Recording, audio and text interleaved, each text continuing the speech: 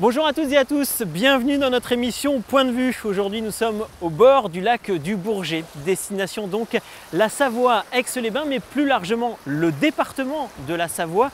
Nous allons parler d'espaces naturels sensibles, nous allons parler de forêts, de lacs, de zones humides et puis parfois d'espèces rares.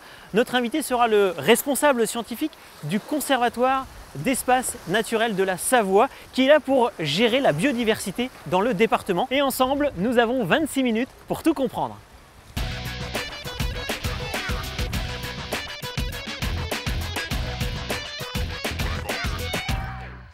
En matière de préservation de la nature, vous connaissez forcément le Parc national de la Vanoise.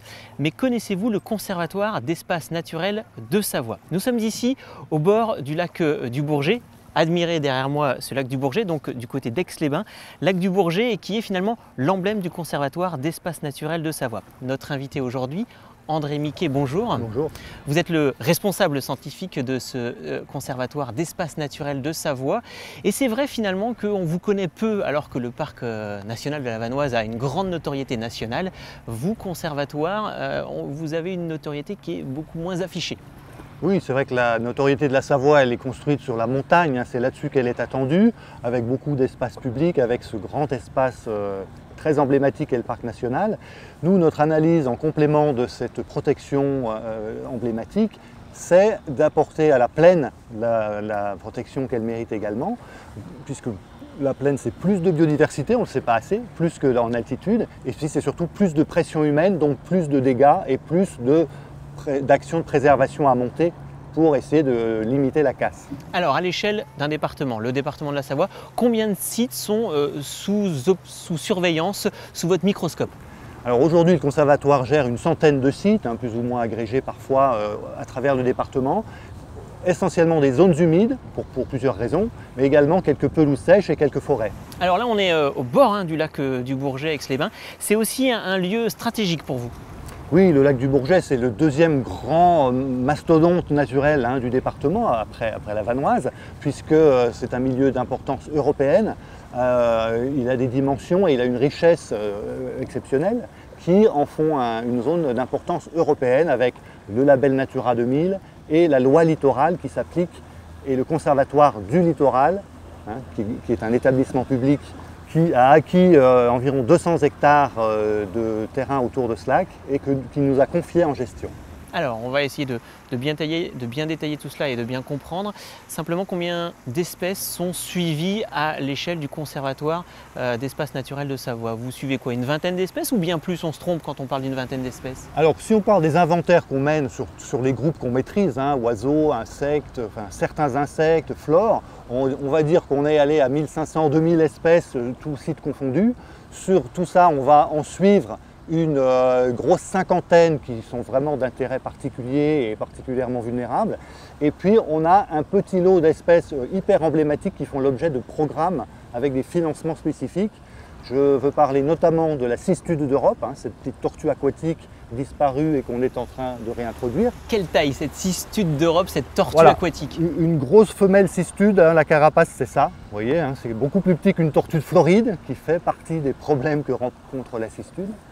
Et puis on a également, alors j'allais dire à l'inverse, des papillons, donc des êtres beaucoup plus légers, furtifs et colorés, avec 5 espèces également extrêmement rares en Europe pour lesquelles la Savoie et le nord du lac du Bourget ont une importance européenne. Quand on dit par exemple, c'est ce qui circule en ce moment, on voit moins de papillons que dans notre jeunesse, il y a 20 ans, il y a 30 ans. C'est vrai, vous le constatez également?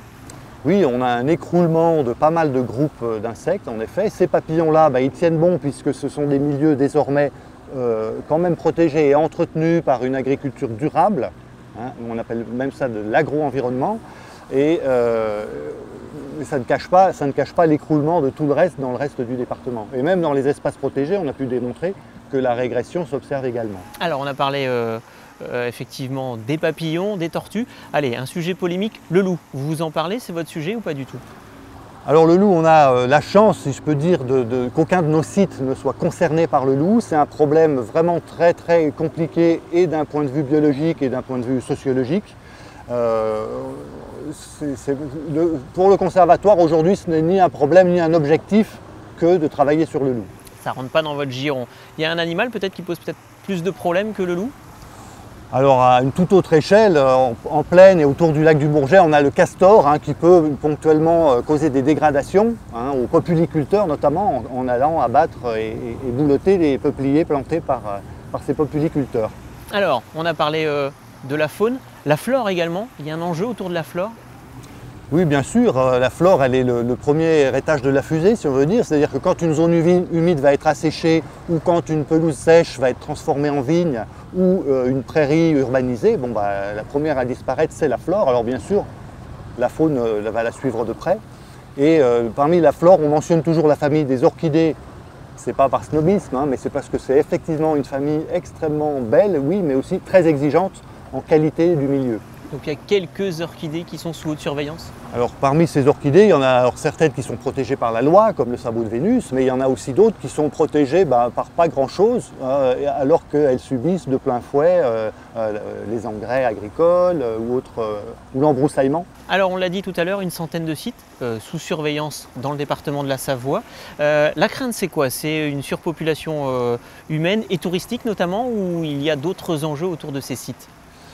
Alors les principales pressions auxquelles on a à faire face, c'est soit l'intensification agricole dans toutes ces zones de plaine où finalement l'espace est de plus en plus rare et où donc la compétition entre urbanisme, agriculture et nature devient assez intense. Et puis dans des zones beaucoup plus touristiques comme autour du lac du Bourget, l'enjeu pour nous va être d'organiser la fréquentation humaine. On n'a pas encore forcément atteint la capacité limite autour du lac. Elle arrivera. Peut-être que par endroit, il y a déjà un petit peu de surfréquentation, mais globalement, c'est plus un problème d'organisation, de compréhension du règlement et de distribution de la fréquentation humaine que vraiment une nécessité d'interdiction, puisque aujourd'hui, on est encore à un certain équilibre. On peut avoir l'effet inverse d'un secteur qui est finalement un petit peu abandonné et qui subit l'invasion justement d'une plante invasive et qui détruit tout le reste à côté. Ça existe? Il y a des zones comme ça? Plus une zone aura été malmenée par l'homme, avec des remblais, avec des constructions, des décapages, etc., et plus elle sera vulnérable pour l'invasion par des plantes invasives, qui effectivement peuvent complètement banaliser un site. Mais en général, un milieu naturel en très bon état, une zone humide bien alimentée en eau, une pelouse sèche sans trop d'insecticides, etc., la végétation indigène va bien résister et va être le meilleur rempart finalement à l'invasion des plantes invasives. Alors André Miquet, on vient de brosser une espèce de portrait de la biodiversité en Savoie. À partir de là, comment vous travaillez, vous, Conservatoire d'espaces naturels de Savoie? Vous avez une espèce de tableau de bord général? Exactement, on a été créé en 91 et nos premières années, elles ont consisté à faire des inventaires cartographiés, à la fois des zones humides, puisque c'est vraiment une urgence en termes de pression comme en termes de richesse. Des pelouses sèches, c'est-à-dire ces coteaux calcaires très exposés, très pentus, ou certaines pelouses sèches sur gravier au bord des rivières. Les corridors biologiques, enfin voilà, se donner à travers la Savoie quelles étaient les zones à enjeux particuliers, et ensuite, en fonction du foncier, en fonction de la réglementation, en fonction des inventaires faune et flore qu'on a pu faire dans ces secteurs, vérifier lesquels étaient les plus menacés et sur lesquels on a mis en œuvre toute notre chaîne de métiers du conservatoire. On a parlé pas mal d'urbanisation, on n'a pas parlé de pollution, soit de l'air, soit du sol. Il y a un enjeu autour de la pollution ou pas du tout? Ou c'est vraiment la problématique de l'urbanisation? On est plus effectivement dans une dimension aménagement du territoire que dans une dimension pollution, même si bien sûr la pollution, notamment lorsque c'est sous forme d'engrais ou d'insecticides, elle peut complètement ruiner la biodiversité d'un site. Mais les sites qu'on va choisir en général sont des endroits plutôt délaissés par l'agriculture, donc où cette problématique de pollution n'est pas trop forte. Alors, est-ce qu'on peut prendre un exemple très concret? Prenons par exemple l'exemple de cette tortue cistude. Qu'est-ce qui a fait que cette tortue a plus ou moins disparu avec le temps et qu'il fallait faire stop, on arrête tout et on fait quelque chose pour cette tortue? En quoi l'homme l'a fait disparaître? Pour bien comprendre quand même. Alors là, la régression de la cistude, c'est une vieille histoire puisqu'elle était pêchée et consommée jusqu'au XVIIe siècle en tant que mets très apprécié par les seigneurs, notamment les nobles, avec une surpêche qui est très difficile à compenser par une espèce qui se reproduit pas vite. Une tortue, on a vite fait d'éliminer une population. C'est pas comme une souris qui se reproduit très vite. On peut manger des souris sans arrêt, il y aura toujours des souris. Par contre, quand vous tuez des tortues adultes, très vite, vous supprimez la population. Donc il y a eu ça. Il y a eu, mais ça a stoppé vers le 18e, disons. Oui, c'est ça, j'allais vous dire, il y a quand même un certain temps qu'on ne pêche plus la tortue chez nous. Voilà, mais c'est une espèce qui vit 80 ans. Hein. Vous voyez, c'est un rythme de génération presque le rythme de l'homme, on va dire. Effectivement, ce qui a quand même été l'hallali, disons, pour la cistude, ça a été plus des notions de destruction de milieu, l'embroussaillement des sites où elle allait pondre, l'embroussaillement ou l'urbanisation, hein, et la destruction des zones humides. Donc nous, quand on est arrivé et qu'on a restauré notamment le sud du lac du Bourget, où il y a cet espace protégé par un arrêté préfectoral, on s'est aperçu qu'on avait restauré toutes les conditions permettant le retour de cette cistude. Et sur un plan à la fois de biodiversité, mais aussi de déontologie, on s'est dit ce que l'homme a détruit à un moment donné, aujourd'hui on est en mesure de le réparer en réintroduisant cette espèce, donc il fallait le faire. André Miquet, on s'arrête un instant sur le sud du lac du Bourget. Pour vous, c'est un lieu stratégique presque sanctuarisé. Oui, c'est notre site historique et notre site un peu vitrine quelque part par rapport au grand public et à la responsabilité de biodiversité qu'on a dessus. Sur le terme sanctuarisé, qui est un petit peu négatif et positif, on va dire, faut en dire deux mots. En effet, on a fermé ce site à la pénétration par le public, sauf 2 observatoires très privilégiés qu'on a construits et qui leur permettent de voir non pas des promeneurs en train de se disperser ou de pique-niquer à travers le site, mais une faune exceptionnelle et un paysage unique. C'est combien d'hectares à peu près qui sont effectivement totalement fermés d'accès au public? On a 150 hectares qui sont propriété du Conservatoire du Littoral. Qui est encore une autre structure. Qui est un établissement public en effet et qui a acquis ce terrain pour tous et pour toujours. C'est leur slogan. Hein. Donc on est bien dans une protection forte sur le très long terme. Et vous en avez la gestion, c'est bien ça? On nous a confié la gestion de ce site, donc la remise en eau de l'étang des aigrettes, la construction d'observatoires, une muséographie et surtout l'entretien du milieu, la fauche, le débroussaillage et les recensements, les suivis scientifiques qui vont sous-tendre tout ça. Alors on le préserve ce site, on l'a bien compris, pour la nature, mais l'homme n'y a plus sa place du tout? Alors l'homme, il est ici en observateur privilégié. Il y a sa place pour les suivis, pour les interventions de gestion, que ce soit de la fauche, de l'agriculture. Hein. Il y a quand même un exploitant agricole qui entretient cet espace. Et puis il a sa place pour la découverte, la pédagogie. Il y a des sites d'observation? On a 2 observatoires, un qui est réservé au groupe accompagné et un qui est ouvert en permanence au château Thomas II. Et alors, le fait que ce site soit finalement fermé, est-ce que vous avez constaté qu'il y avait plus soit de touristes, soit de gens du coin, du secteur qui profitent pour aller voir ce lieu qui évolue naturellement?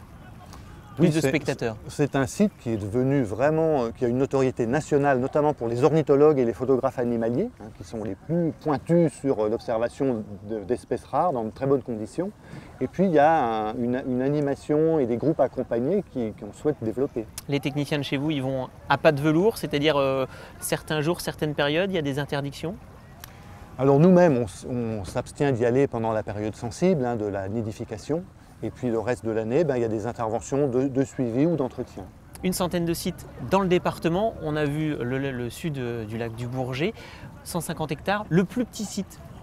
Le plus petit site, ça va être une petite pelouse sèche à Saint-Pierre-d'Albigny sur laquelle on a 25 espèces d'orchidées. Un petit hectare. Un hectare que vous gérez entièrement quand même? Oui. C'est vraiment quelque chose d'exceptionnel, c'est pour ça qu'il faut le gérer, ces orchidées? Voilà, c'est tout petit, c'est à la fois la rencontre d'une zone qui était connue, il y en a peut-être d'autres qu'on ne connaît pas à travers le département, hein, et puis d'un propriétaire qui était partant pour nous confier son terrain. Alors que l'on comprenne bien votre fonctionnement au Conservatoire naturel, Conservatoire d'espace naturel de Savoie, pour chaque site, vous avez une espèce de plan de gestion? Voilà, chaque site a fait l'objet d'un plan de gestion qui fait d'abord le diagnostic en termes de foncier, de règlement, de faune et de flore, de carte de végétation, etc., de contraintes, et d'où on va dégager ensuite les enjeux de gestion et les objectifs, les actions de gestion, qui va nous permettre, après, une fois ce plan de gestion établi, d'aller voir les propriétaires pour les convaincre d'adhérer au projet en nous confiant leur terrain. À quel moment on se dit c'est gagné? C'est gagné quand suffisamment de propriétaires ont compris l'intérêt du projet et donc nous ont confié leur parcelle. Mais il y a vraiment un enjeu de biodiversité en se disant voilà, il faut qu'on arrive à tant d'espèces minimales sur ce site-là. Comment ça fonctionne? Les objectifs sont définis dans le plan de gestion. C'est évidemment de conserver un maximum des espèces présentes, si possible de les développer avec des opérations d'entretien, de restauration de milieu. On va reboucher un brin, on va remettre en eau un ancien étang, des choses comme ça, qui vont permettre même des fois de faire réapparaître des espèces disparues. Le conservatoire travaille sur des sites qui lui appartiennent ou pas forcément? Pas forcément, hein. Beaucoup de propriétaires préfèrent uniquement nous confier l'usage, la gestion de leur terrain par une convention, mais en restant propriétaire, hein. Il y a tous les cas de figure. Cette question du foncier est prépondérante quand même, c'est-à-dire qu'il y a des endroits où vous êtes propriétaire? Oui. Combien? On a environ à travers le département à peu près 200 hectares en propriété contre plus de 1000 hectares en convention. Vous voyez le rapport. Convention d'usage avec des propriétaires terriens. Avec des propriétaires, voilà. Et alors ces propriétaires, ils acceptent volontiers de vous confier la gestion? Et pour quelles raisons d'ailleurs? Quel est leur intérêt? Alors, il y a tous les cas de figure. Il y a certains propriétaires, c'est nous qui leur apprenons qu'ils étaient propriétaires d'un petit bout de marais perdu au fin fond du site. Un petit trésor. Voilà, alors souvent ce cas de figure débouche plutôt sur une vente. Et puis on a au contraire des propriétaires dont c'est vraiment du patrimoine familial, dont ils voudront surtout pas se départir, mais dont ils voudront bien que quelqu'un veille à sa mise en valeur. L'intérêt pour les propriétaires? L'intérêt, ça va être un intérêt, souvent j'espère, de participer à un projet très intéressant d'intérêt général, mais aussi de voir une plus-value apportée à leur terrain qui n'est plus à l'abandon. Et puis leur terrain, il est entretenu finalement. C'est ça. On amène une plus-value, je pense, économique, en plus du paysage et de la biodiversité qu'on restaure. Dans certains cas, est-ce que c'est un petit peu plus difficile, un peu plus compliqué? Par exemple sur les forêts? Sur la forêt, c'est plus compliqué parce que comme l'objectif c'est qu'il n'y ait plus jamais d'exploitation, il faut passer par de l'acquisition. Hein. La convention n'a pas beaucoup de sens. L'idée pour les forêts, c'est surtout ne pas couper les arbres, c'est ça ce que vous nous dites? Disons que notre contribution à la biodiversité en forêt, c'est d'amener ces îlots, comme l'ONF le fait dans les forêts publiques, dans les forêts privées, d'amener ces fameux îlots de sénescence où on va laisser la forêt devenir très mature, voire même avec du bois mort.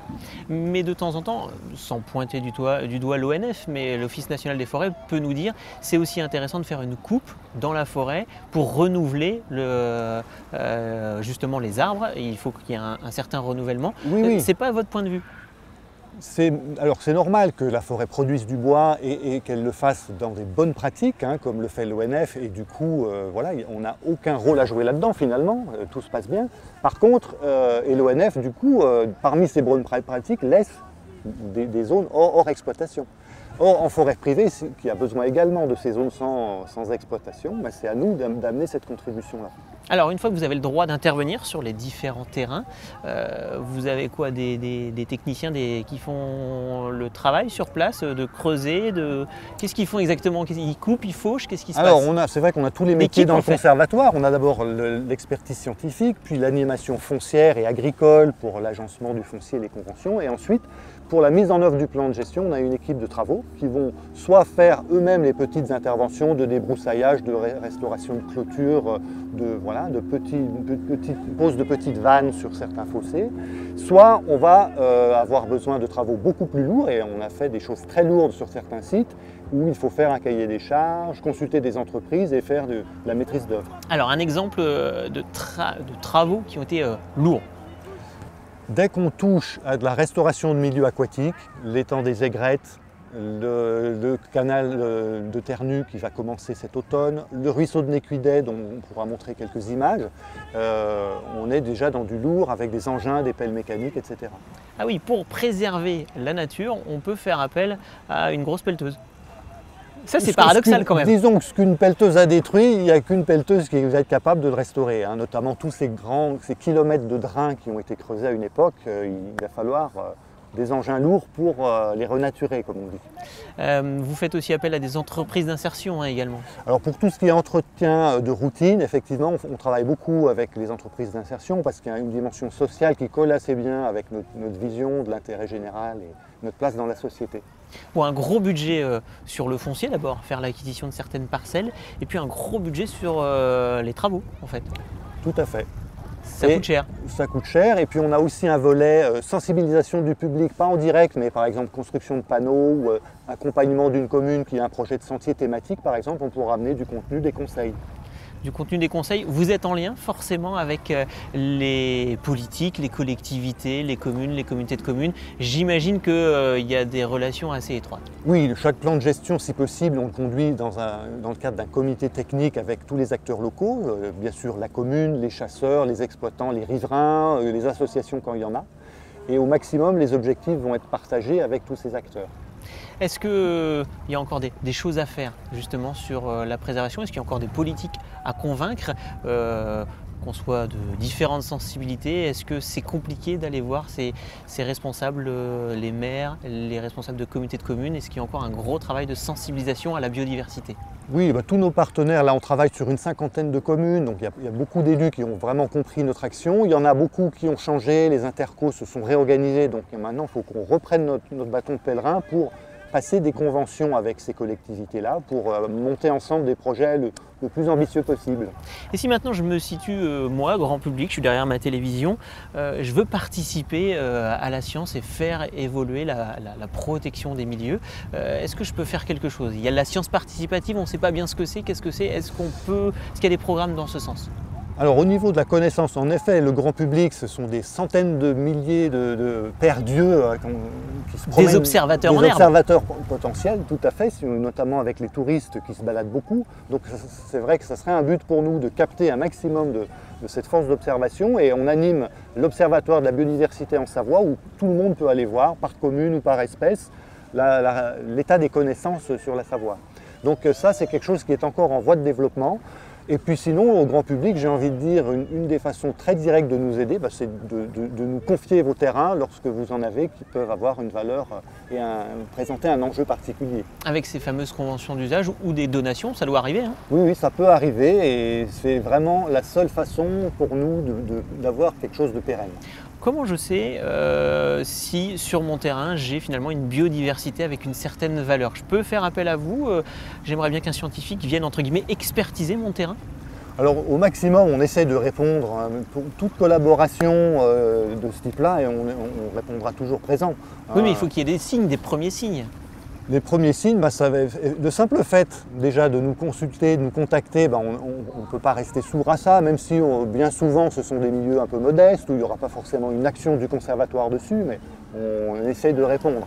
On a parlé en début d'émission d'une centaine de sites, on a fait un petit peu le tour de la Savoie. Finalement, en moyenne montagne, dans les vallées, les zones, voilà, pour bien comprendre, les zones où il y a un enjeu très important, c'est autour d'un ruisseau, autour d'un lac, autour d'un torrent, c'est quoi? Effectivement, tout ce qui va toucher au milieu aquatique et aux zones humides, déjà biologiquement et même juridiquement, ce sont par définition des zones sensibles. Ensuite, tous les milieux un peu extrêmes, les pelouses sèches où vous avez une flore méditerranéenne des fois, c'est des endroits très très chauds, il y a des cigales, il y a des orchidées vraiment. Des endroits très chauds en Savoie, on vous a bien entendu. Absolument, oui, où on est un peu en concurrence avec la viticulture, et il faut qu'on pactise avec le monde viticole. Ça fait aussi partie des difficultés des années qui viennent, mais on va y travailler, il y a déjà des choses prévues dans ce sens-là. Et puis sinon, aujourd'hui on peut dire que les sites les plus emblématiques sont gérés par nous. Alors il nous manque encore certaines parcelles, etc. Donc il faut qu'on continue notre action sur tous ces sites-là. Et puis il y a encore plein d'autres sites dont on ne pourra pas s'occuper nous parce qu'on n'est qu'une équipe de 18 personnes. Et une association. Et d'un statut associatif tout à fait, de droit privé. Par contre, ce qu'on va essayer, c'est d'entraîner les collectivités à faire leur part et à mettre en œuvre des plans de gestion pour lesquels on pourra les accompagner, mais qui serait de leur maîtrise d'ouvrage par la suite. Est-ce que finalement la structure telle qu'elle est organisée en Savoie, d'un côté le parc national de la Vanoise et puis de l'autre vous, conservatoire d'espace naturel de la Savoie, est-ce que c'est bien organisé ou est-ce qu'il faut aller encore plus loin demain pour la biodiversité? Alors bien sûr, on peut toujours améliorer notre façon de collaborer avec les 3 parcs du département, avec le conseil départemental, les collectivités, etc. Donc on y travaille par des conventions et par des projets qui sont à monter ensemble. Mais ça, c'est encore l'avenir à écrire. Voilà, il y a encore des grandes pages à écrire sur la conservation de la nature en Savoie. Dans tout ce contexte, on n'a pas forcément parlé de la sécheresse et pourtant, cette année 2018, cette question du manque d'eau, de la rareté de l'eau et de la sécheresse est vraiment importante. Oui, pour le monde agricole, pour tout le monde et notamment pour le patrimoine naturel. Les zones humides sont bien sûr aux premières loges. À la fois elles souffrent énormément de cette sécheresse, elle aussi. Hein. Les grenouilles tirent la tronche en ce moment, il faut dire les choses. Et en même temps, c'est quand même là qu'on a encore un peu de verdure et donc un réservoir de fourrage pour le monde agricole. Mais il y a un risque avec la sécheresse de voir disparaître des espèces, en tout cas de les mettre en difficulté? Bien sûr, ça peut être l'estockade pour des espèces qui étaient vraiment fragiles avec des effectifs très réduits.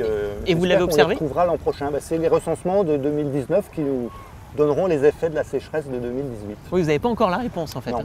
Vous le saurez que dans un an en fait.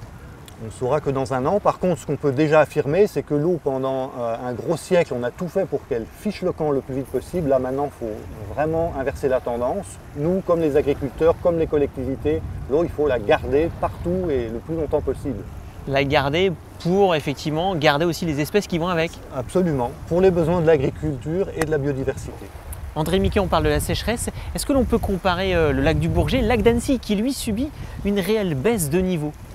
Alors le lac d'Annecy a la chance de bénéficier de cette baisse de niveau, puisque un lac a besoin de respiration pour minéraliser toute la matière organique, etc.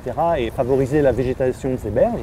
Sur le lac du Bourget, suite à l'aménagement hydroélectrique par la Compagnie nationale du Rhône, il y a une consigne, un arrêté préfectoral qui oblige la CNR à alimenter le niveau du lac par les eaux du Rhône de manière à garder un niveau constant, ce qui a des effets intéressants pour certaines activités humaines, mais pervers pour la biodiversité. Ça veut dire qu'à Annecy, la baisse du niveau du lac de 80 cm à 1 mètre, c'est plutôt une bonne nouvelle. Voilà, il faut le prendre comme une chance, même si évidemment... Mais c'est curieux. Oui, c'est pas instinctif, il faut l'expliquer, mais ça mérite d'être expliqué au public. C'est plutôt une bonne nouvelle. Et donc ici, il y a déjà eu un étiage, vous avez déjà fait descendre le niveau du lac du Bourget et ça pourrait revenir à l'avenir. Voilà, l'idée au lac du Bourget, c'est de lui rendre une certaine respiration en instituant des périodes d'étiage programmées, on va dire. André Miquet, responsable scientifique du Conservatoire des espaces naturels de Savoie, merci à vous d'avoir été notre invité aujourd'hui. Nous connaissons tout maintenant désormais de la biodiversité en Savoie.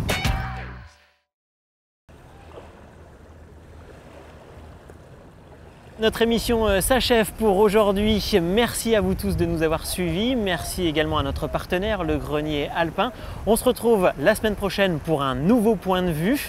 En attendant, pour revoir cette émission, ce sont les replays sur notre site internet www.montblanclive.com.